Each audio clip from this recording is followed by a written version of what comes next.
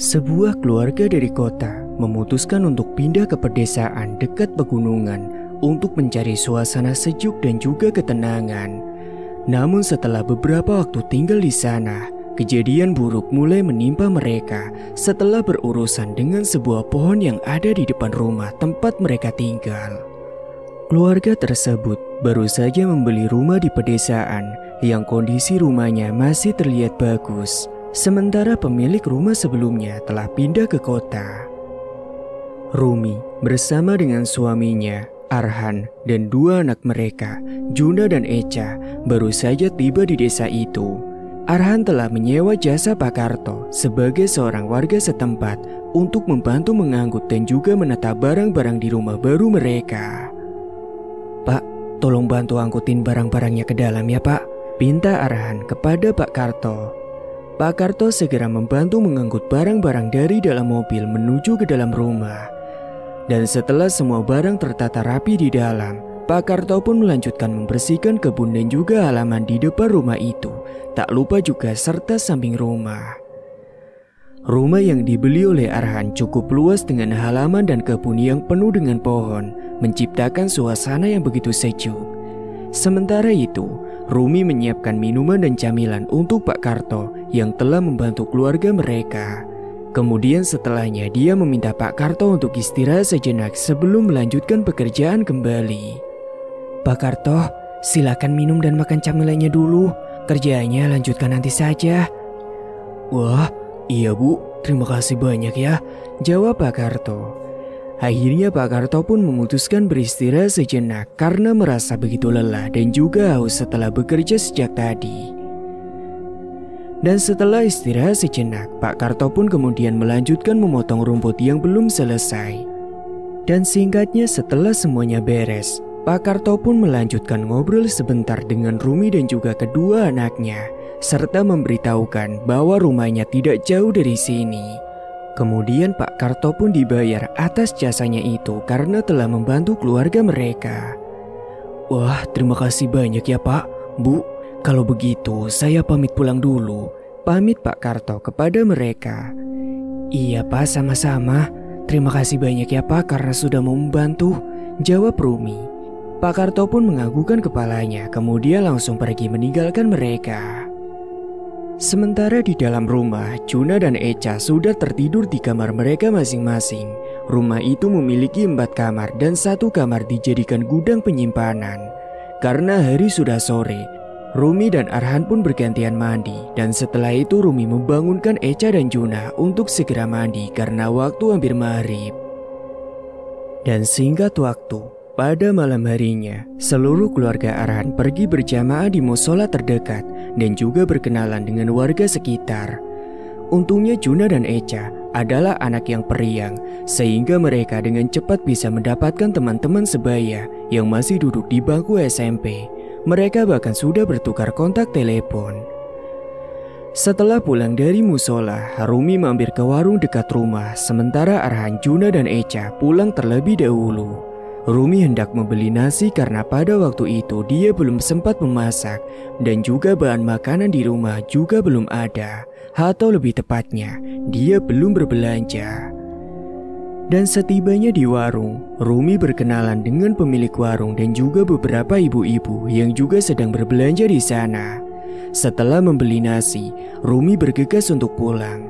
Saat berada di depan teras, pandangannya tertuju pada pohon beringin di samping rumahnya, membuatnya merinding seketika. Dia pun segera masuk ke dalam rumah. Dan malam itu, mereka makan bersama sambil menonton televisi. Arhan bercerita bahwa besok dia akan pergi ke kota untuk mengurus bisnisnya. Rumi juga menanyakan kapan dia akan pulang kembali. Tak lupa malam itu, mereka juga membahas tentang sekolah Juna dan Echa yang akan dilanjutkan di desa tersebut. Arhan menyarankan agar Echa dan Juna mengikuti les tambahan dan mereka akan mencari informasi dari warga sekitar tentang tempat les yang ada di sana. Karena sewaktu di kota, Juna dan Echa selalu mengikuti les selain belajar di rumah. Dan setelah selesai membahas semua pembahasan malam itu, akhirnya mereka pun memutuskan untuk tidur. Suasana malam di desa tersebut sangatlah begitu sepi, Berbeda dengan kota yang biasanya masih ramai pada jam segitu, mereka juga sudah merasa lelah setelah perjalanan jauh dan juga bebenah rumah tadi sore. Singkat cerita, keesokan harinya, Arhan berpamitan untuk pergi ke kota mengurus bisnisnya dan berjanji akan pulang nanti malam. Sebenarnya mereka sudah hidup berkecukupan dengan usaha yang memiliki beberapa cabang. Kepindahan mereka ke desa ini semata-mata untuk menghindari hiruk-pikuk perkotaan. Menjelang siang setelah Juna dan Echa pulang dari sekolah barunya, mereka meminta izin untuk bermain dengan teman-temannya di desa. Juna bermain dengan teman laki-lakinya, sementara Echa dengan teman-teman perempuannya. Saat itu Juna diajak memancing di sungai. Dia sangat bersemangat karena di kota tidak pernah memancing. Namun tempat yang mereka datangi adalah sungai yang dikelilingi pohon bambu, dan hal itu membuat dirinya sedikit merinding. Salah satu temannya yang bernama Husen menegurnya ketika melihat Juna yang melamun dan menyuruhnya untuk rileks dan tenang. Ketika pancingannya mulai sering mendapatkan ikan, Juna pun mulai melupakan rasa takutnya itu. Dan ikan hasil tangkapan mereka langsung dibakar di kebun dengan alat seadanya, dan Juna sangat bersemangat dengan pengalaman baru itu. Sementara di tempat yang berbeda, Echa duduk menikmati pemandangan indah di desa. Sesekali Echa menceritakan kehidupannya di kota, dan teman-temannya juga berbagi cerita tentang desa tersebut. Salah satu teman Echa yang bernama Linda memberitahukan bahwa seminggu lagi akan ada pasar malam di lapangan desa mereka. Echa yang mendengar itu pun, dia tidak sabar ingin segera datang ke pasar malam bersama dengan teman-teman barunya. Sementara itu di tempat lain, sore itu Rumi berkumpul dengan ibu-ibu di desa. Dia mencoba menanyakan tentang les di daerah situ untuk Echa dan Juna. Dan kebetulan salah satu ibu-ibu tersebut tahu tempat les yang ternyata tidak jauh dari sana. Rumi pun berencana pergi ke sana malam nanti untuk mendaftarkan Echa dan Juna. Dan setelah dirasa cukup mendapatkan informasi, Rumi pun bergegas pulang ke rumah. Begitu juga dengan Juna dan Echa yang baru pulang dari sungai. Dan karena mereka berdua pulangnya kesorean, setelah sampai di rumah, mereka pun langsung kena omel dari Rumi. Karena waktu sudah hampir maghrib, kenapa mereka baru saja pulang. Kemudian mereka berdua pun langsung bergantian untuk mandi. Karena hari itu mereka hanya bertiga di rumah, Rumi pun membeli 3 bungkus nasi di warung karena sedang malas memasak. Dan singkat waktu, pada malam harinya, setelah selesai makan malam bersama, Rumi meminta anak-anaknya itu untuk ikut dengannya pergi ke tempat les untuk mendaftarkan mereka. Rumah pun dikunci rapat saat mereka pergi, dan mereka pun berboncengan bertiga dengan motor. Beberapa saat kemudian mereka pun sampai di tempat les, dan Rumi pun langsung mendaftarkan kedua anaknya, dan mereka akan mulai les yakni besok malam. Setelah dari tempat les, mereka langsung pulang ke rumah dan langsung beristirahat. Dan pada waktu tengah malam, Echa terbangun karena ingin buang air kecil. Dia pun memberanikan dirinya untuk pergi ke kamar mandi yang letaknya berada dekat dengan pohon beringin. Meskipun takut, dia tidak ingin menahan buang air kecil karena bisa menyebabkan penyakit jika dia menahannya. Dia pun kemudian bergegas menuju ke kamar mandi. Hawa malam itu terasa sunyi dingin dan juga merinding bercampur aduk menjadi satu. Dan ini adalah pertama kalinya dia pergi ke kamar mandi tengah malam sejak pindah ke rumah desanya tersebut. Dan malam itu suasananya terasa begitu sangat mencekam. Dan tiba-tiba dia dikejutkan oleh angin besar yang membuat pohon beringin di samping rumahnya seakan bergoyang-goyang. Echa pun dibuat semakin takut dan buru-buru dia menyelesaikan buang air kecilnya.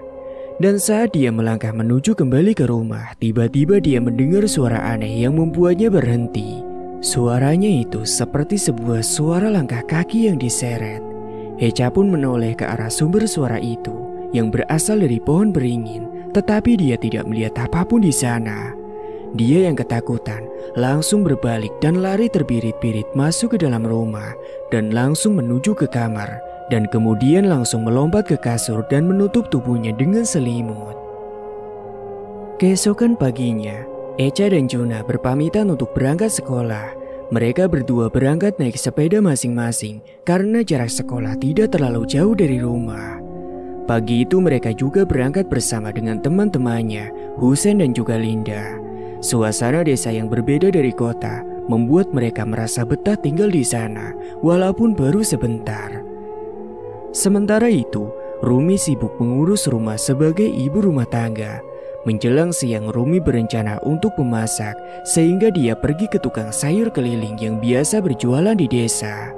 Dan setelah selesai berbelanja, Rumi pun kembali ke rumah untuk memasak. Dan tepat siangnya, setelah Echa dan Juna pulang dari sekolah dan makanan sudah siap, mereka pun kemudian menyantap makanan bersama. Saat makan siang, kedua anaknya itu berbicara tentang rencana mereka setelah makan. "Bu, aku mau main sama teman-teman ya," kata Juna. "Aku juga Bu, aku mau main sama Linda," tambah Echa. "Iya boleh, tapi kalian harus pulang sebelum maghrib, karena malam ini kalian ada les. Kalian ingat kan?" tutur Rumi kepada kedua anaknya. Keduanya pun sontak mengaku paham, dan saat itu Echa pun menanyakan soal ayahnya yang katanya akan pulang malam itu. "Oh iya Bu, nanti malam ayah jadi pulang kan?" "Iya, katanya sih begitu." Dan setelah selesai makan, mereka berdua pun bergegas pergi ke tempat tongkrongan masing-masing. Di sana mereka biasa bermain bersama, dan seperti biasanya, anak-anak cowok akan pergi memancing ke sungai, sementara Echa dan Linda biasanya menonton hiburan. Echa bahkan bercerita kepada Linda tentang dirinya yang akan les nanti malam, dan tanpa diduga ternyata Linda juga ikut les di sana. Echa pun menjadi semakin bersemangat karena ada teman. Begitu juga dengan Husen yang ternyata juga ikut les bersama. Singkatnya, hari mulai sore dan mereka bersiap-siap pulang agar tidak dimarahi oleh orang tua masing-masing. Juna dan Echa buru-buru pulang karena takut dimarahi oleh ibu mereka lagi. Dan beruntungnya sesampainya di rumah, mereka tidak kena marah. Mereka pun langsung bergantian untuk mandi. Juna mandi lebih dulu, sementara Echa membantu ibunya menyapu halaman rumah yang penuh dengan dedaunan kering. Rumi tidak ingin rumahnya terlihat berantakan karena Arhan akan pulang malam itu. Dan setelah Juna selesai mandi, kini giliran Echa untuk mandi. Kemudian mereka bergegas pergi ke musola, sementara Rumi tetap di rumah karena sedang halangan. Dan singkatnya, setelah selesai makan malam, mereka pun berangkat ke tempat les dengan naik sepeda masing-masing. Mereka melewati pohon beringin yang ada di samping rumah, karena disitulah adalah jalan menuju tempat les mereka. Dan saat mereka melewati pohon ringin itu, tiba-tiba mereka mendengar suara seperti mendesis keras, tetapi mereka tidak terlalu menghiraukannya karena sedang terburu-buru untuk menuju ke tempat les. Dan setelah keberangkatan Juna dan Echa menuju ke tempat les, Arhan pun tiba di rumah dan memarkirkan mobilnya di depan halaman. Rumi yang mendengar suara mobil suaminya segera keluar untuk menyambut dirinya. Dan nampak dalam pandangannya, Arhan membawa banyak oleh-oleh dari kota untuk dibagikan kepada para tetangganya. Sebelumnya saat pindahan, mereka belum sempat membawakan oleh-oleh, jadi Arhan membawanya sekalian setelah pulang dari kota. Kemudian setelah masuk ke rumah, Arhan pun menanyakan keberadaan anak-anaknya yang tidak ada di rumah. Rumi pun menjelaskan kepadanya bahwa kedua anaknya baru saja berangkat les. Dan karena lelah, Arhan pun memilih untuk tidur lebih dulu malam itu. Dan singkatnya, jam menunjukkan pukul 9 malam. Juna, Echa, Husen, dan Linda bergegas pulang ke rumah karena malam sudah larut. Mereka naik sepeda masing-masing. Saat melewati pohon ringin di samping rumah Juna dan Echa, Linda dan Husen tiba-tiba merasa merinding karena mereka melihat sesuatu seperti mengintai mereka. "Kita duluan ya," kata Juna. "Kalian hati-hati ya," tambah Echa. Linda dan Husen pun langsung mempercepat kayuan sepeda mereka, berharap agar cepat sampai di rumah karena merasa takut. Dan ketika tadi mereka berada di tempat les, mereka juga mendapatkan teman lagi yang bernama Dini. Rumah Dini dekat dengan rumah mereka, namun dia baru saja mendaftar les waktu itu. Dini biasanya juga naik sepeda seperti yang lainnya, tapi dia tidak berangkat bersama mereka. Hingga pada suatu hari, Dini naik sepeda sendiri di malam hari, tak ada cahaya terang, hanya ada lampu yang samar-samar di ujung jalan. Dia selalu melewati jalan samping rumah Echa yang ada pohon beringinya. Dini sengaja les malam karena di siang harinya dia harus membantu ibunya menjaga warung. Dan pada pagi harinya, ketika hendak berangkat sekolah, dia sarapan dulu bersama dengan ibunya. Dini, nanti pulang sekolah kamu jagain warung sendiri ya. Ibu ada arisan di rumah Tante Santi. Kamu nanti pulangnya jangan mampir-mampir ya. Iya bu, jawab Dini yang kemudian lalu pamit ke sekolah. Hari itu adalah hari Kamis, sekolah pulang lebih awal dari biasanya. Dan sesuai dengan pesan ibunya, Dini tidak berlama-lama di jalan dan segera pulang untuk menggantikan ibunya menjaga warung. Setelah sampai di rumah, Dini pun langsung berganti baju dan menghampiri ibunya. Ibu tidak lama kan perginya? Soalnya nanti habis maghrib aku ada les bu, kata Dini. Iya nak, ibu akan segera pulang setelah acaranya selesai kok, jawab ibunya yang kemudian berlalu pergi. Dan pada sore harinya setelah ibunya pulang, Dini pun pamit seusai sholat maghrib. Hati-hati yo nak, selesai les langsung pulang, jangan mampir-mampir di jalan. Ini malam Jumat Kliwon loh, kamu ingat kan? Ucap ibunya mencoba menakuti Dini.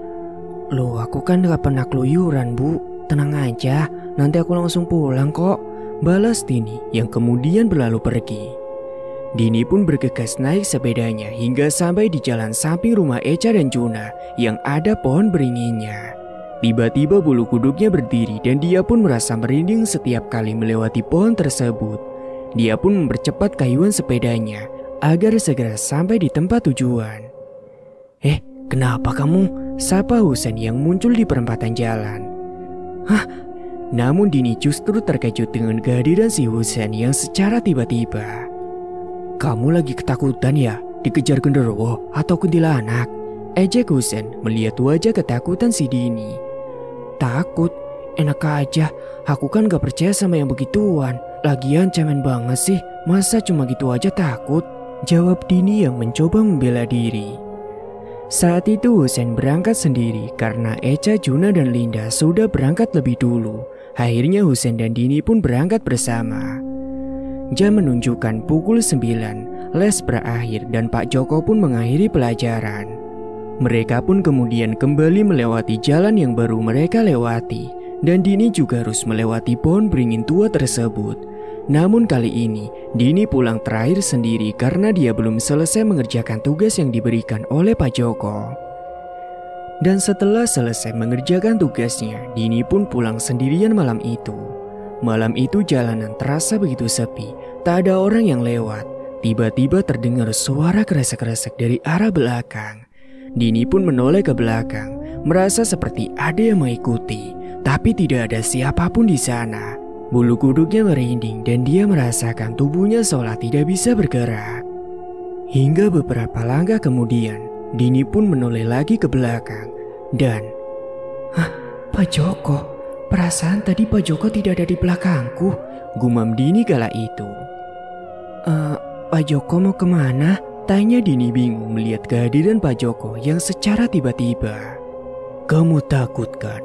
Hayo biar Bapak antar, jawab Pak Joko yang terkesan menjawabnya dengan datar. Dini hanya bisa terdiam dan heran bagaimana bisa Pak Joko tahu kalau dia sedang ketakutan.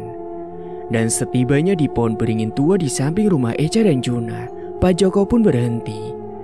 Sampai sini saja ya, Bapak masih ada keperluan lagi, kata Pak Joko.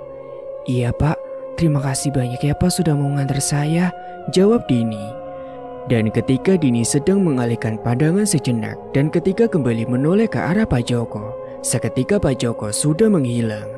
Dini pun terkejut, dia tidak yakin dengan apa yang baru saja dilihatnya.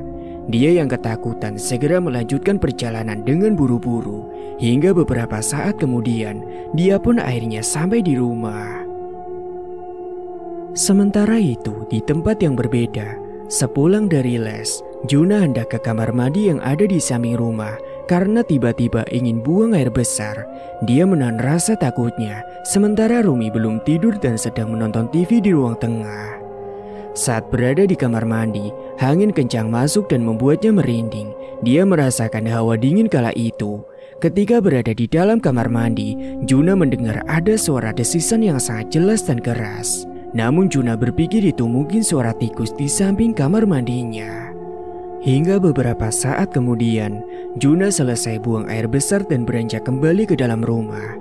Namun baru saja dia melangkah, tatapannya tertuju pada pohon beringin tua di halaman samping. Pohon itu bergerak kencang, padahal pohon lain hanya diam saja. "Juna!"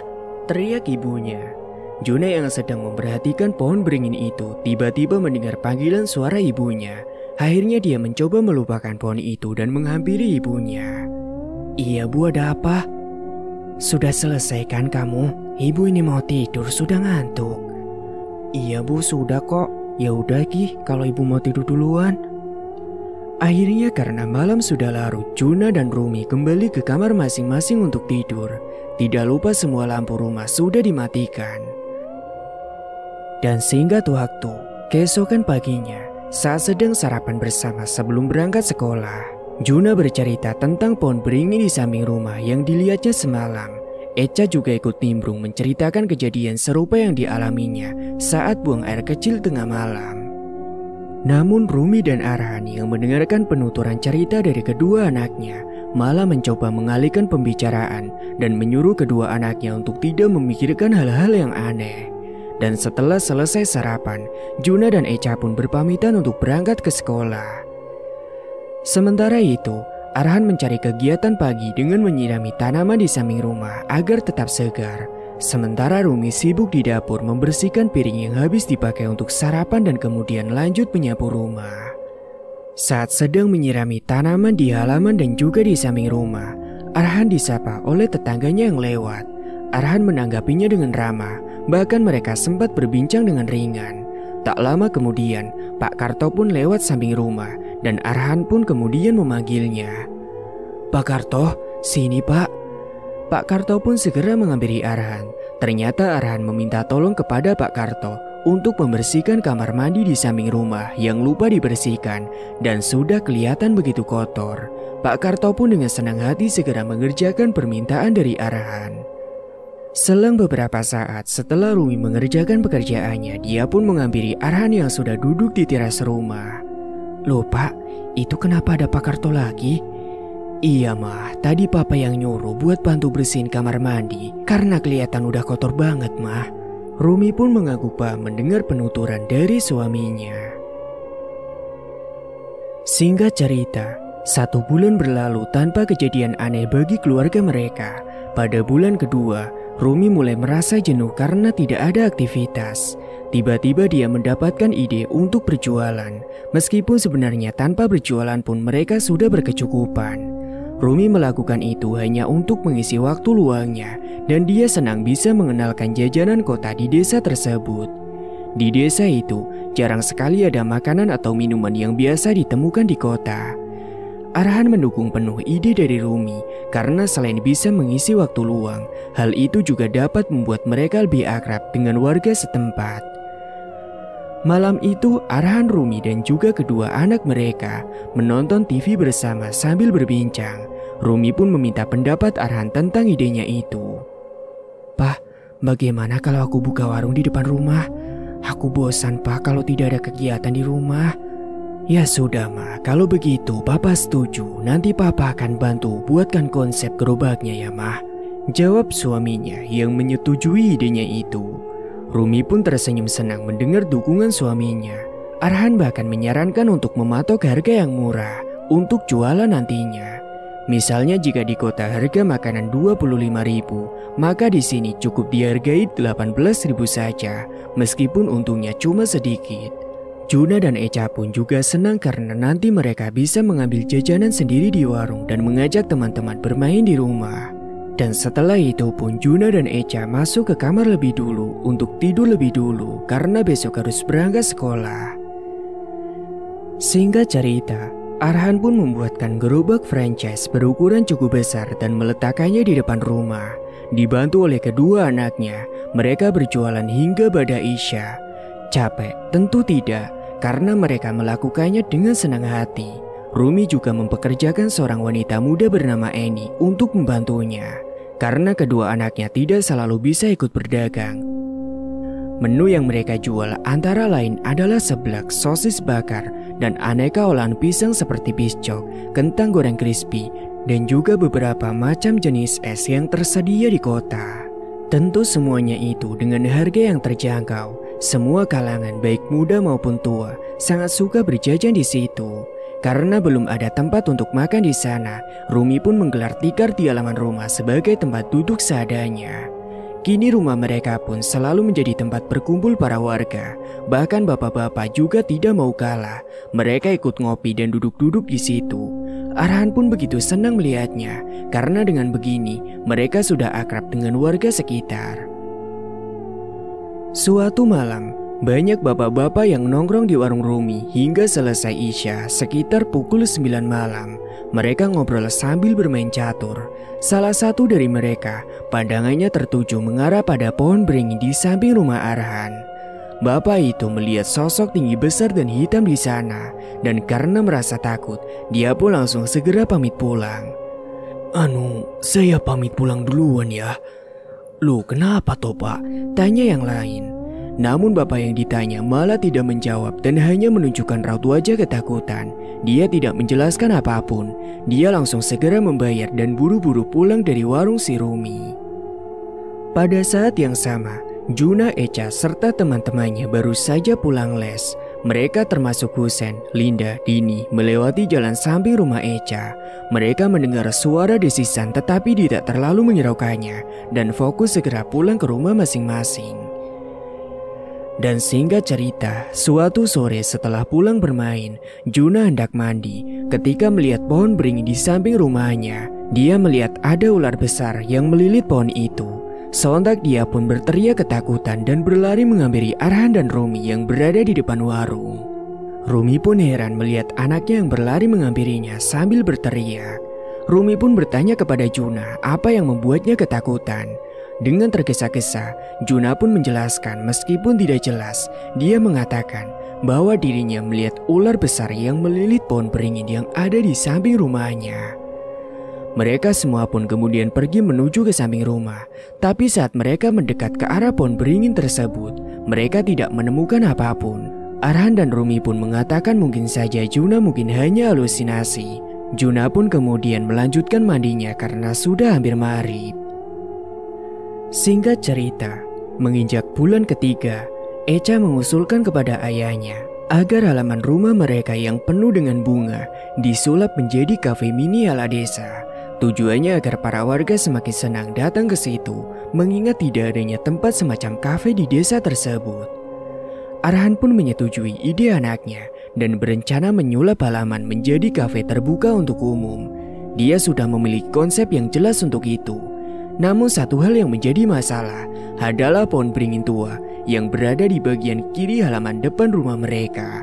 Pohon itu sudah berdiri lama di sana, meskipun jarang sekali mereka ke sana, kecuali untuk membersihkan halaman.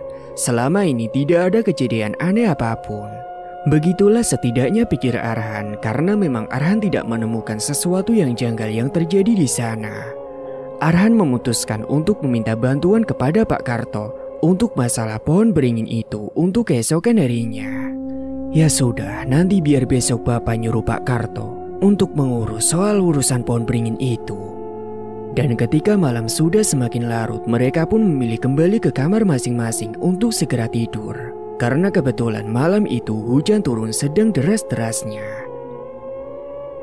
Keesokan harinya, Pak Karto pun memahami penjelasan dari Arhan dan menyanggupi untuk membantunya.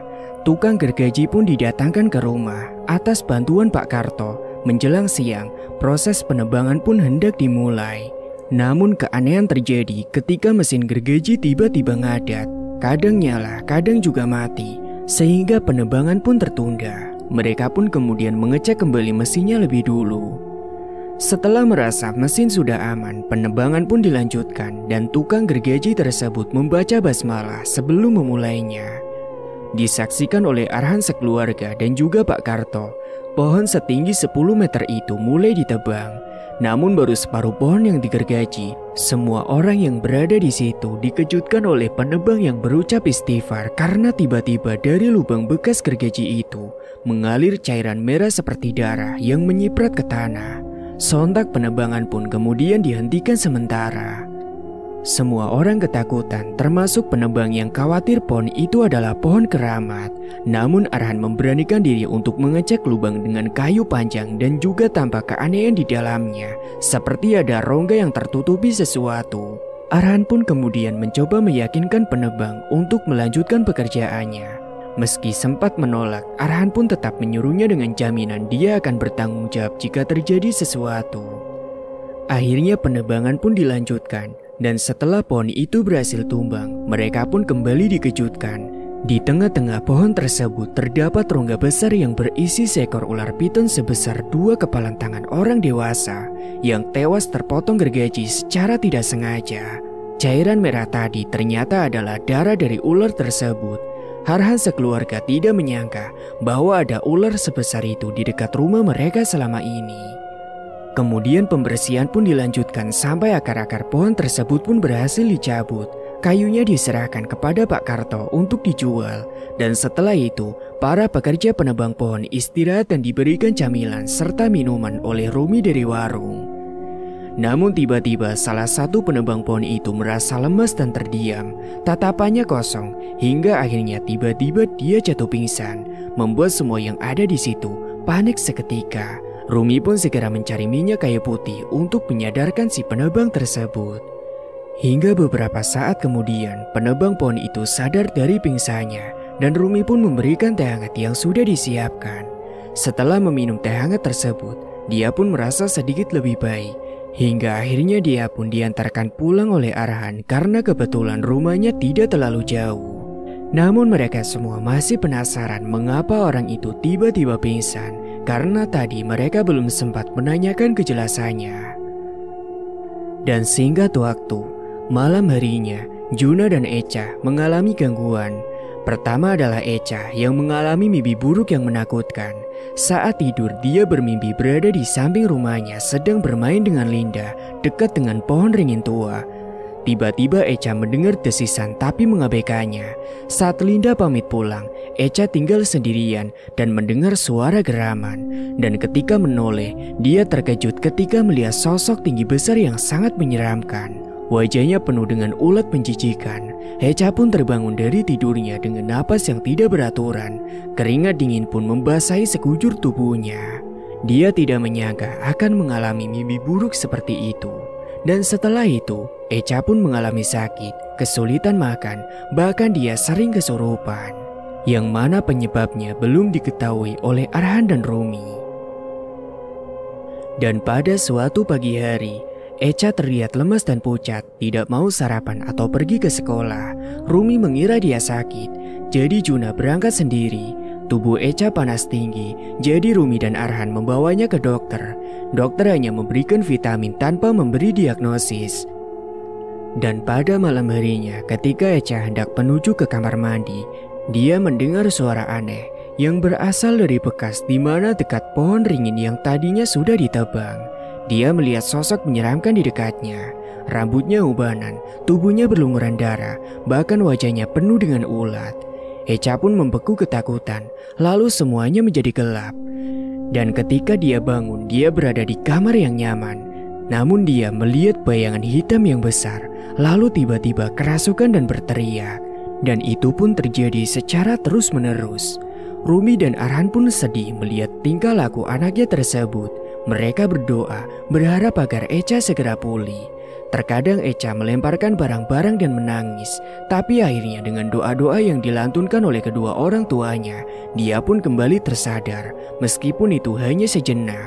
Dan soal apa yang terjadi pada anak bungsunya, mereka benar-benar bingung. Mengapa anaknya itu tiba-tiba mengalami hal yang sangat tidak diduga-duga.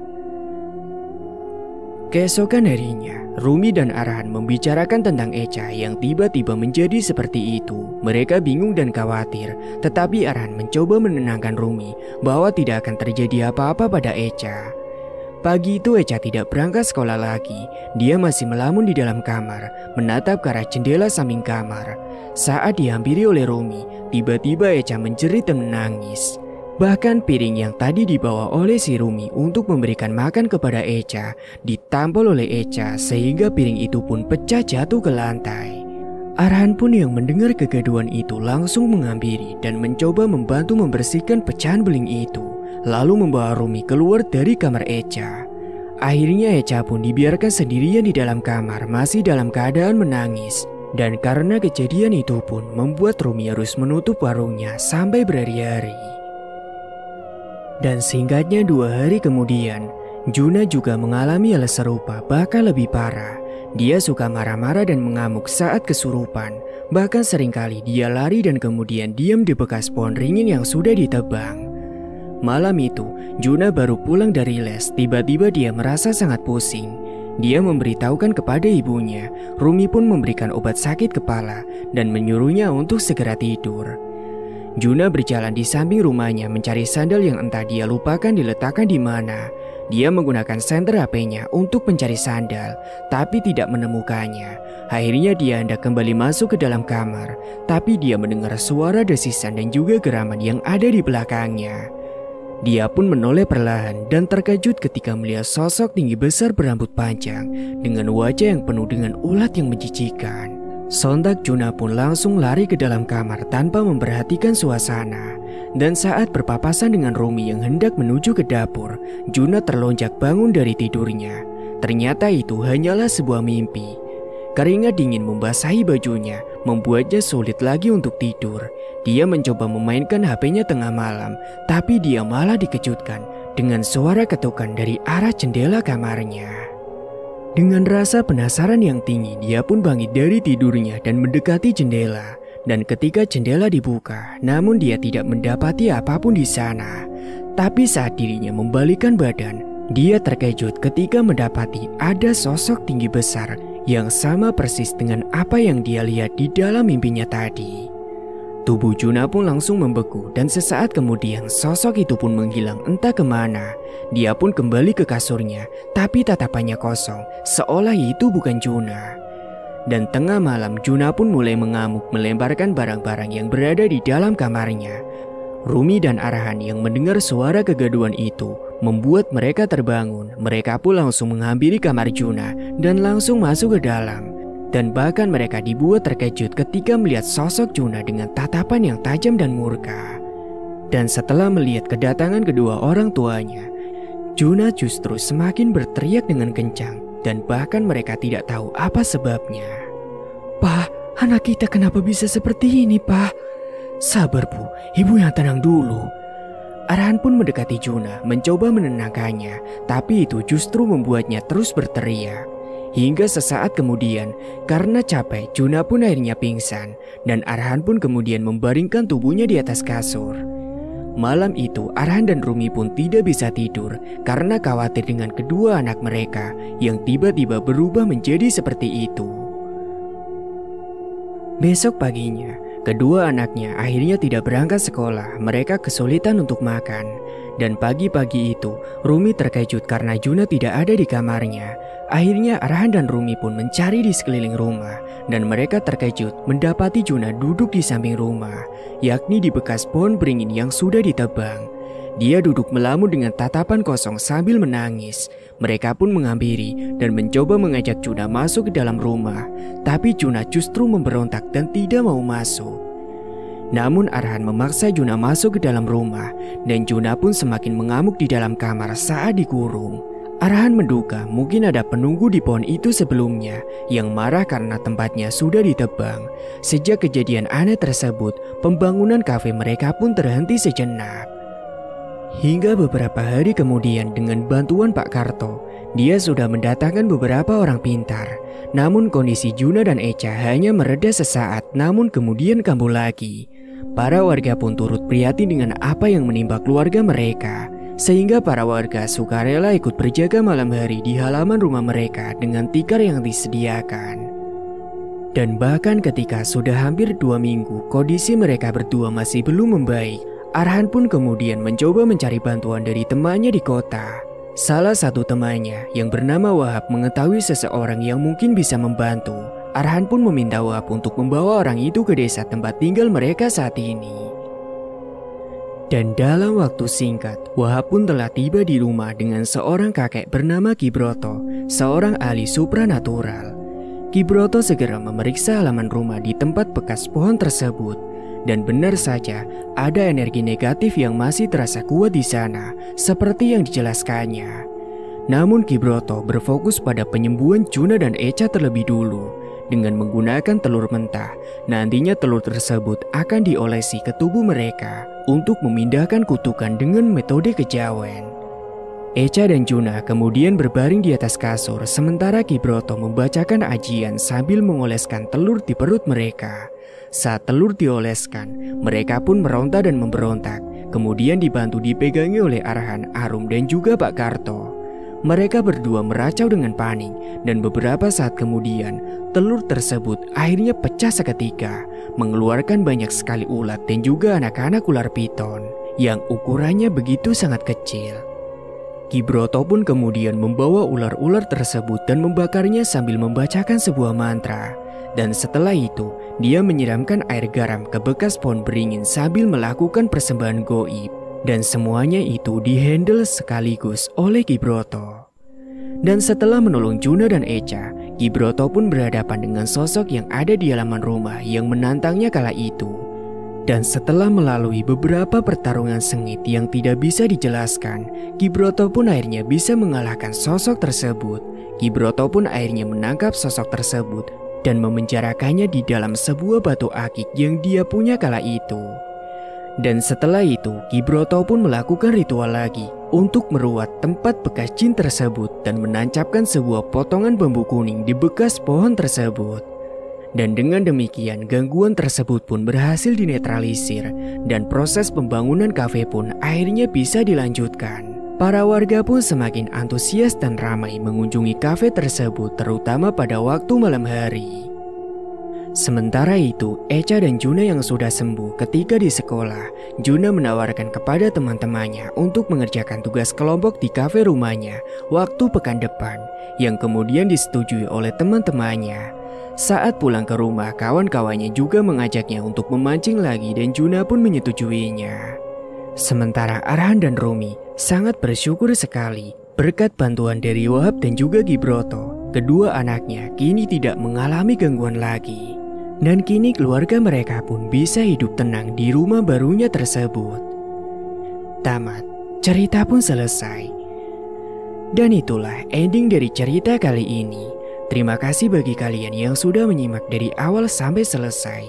Dan nantikan juga cerita terbaru lainnya yang akan Mang Ripan bawakan, yang tentunya tidak akan kalah menarik. Sekian dulu dari Mang Ripan. Wassalamualaikum warahmatullahi wabarakatuh.